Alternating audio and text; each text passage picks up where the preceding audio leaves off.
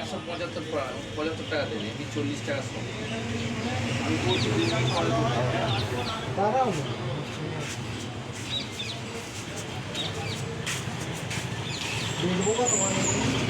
বিক্রি করার জন্য হলে পরে এই মাছ নিয়ে পর্তা করতে পারবে না, তাহলে তোমাকে আমাকে অন্য মাছ দিতে হবে। কি মানে এই মাছটাও তো 200 টাকা দিয়ে দেবো, পর্তা করতে পারবে না।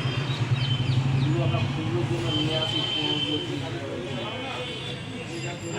খাওয়ার জন্য। হ্যাঁ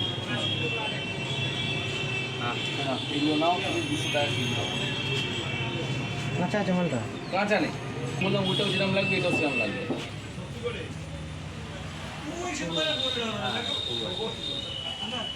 দেখার পক্ষে ফিরে যাবো, বেশি মোটা বাড়ি বা তুমি ওই জন্য বেশি চলে যাবে।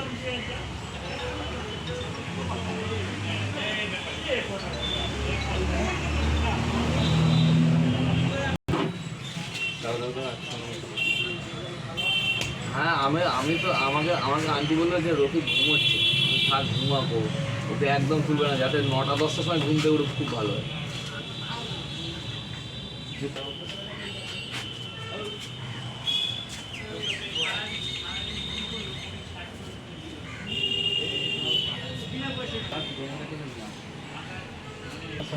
কি বলবে তুমি দেখো এরকম শুকনো নিয়েছো, তোমার কাছে গিয়ে দেখবে আরও তার শুকনো কাপড় হ্যাঁ, একদম দারুণ জিনিস হবে, কোনো বালি হবে না, কিচ্ছু হবে না। এটা আমরা 25 টাকা সব একটু। কত বললে? এটা নিতে গেলে 160 টাকা কেজি হবে।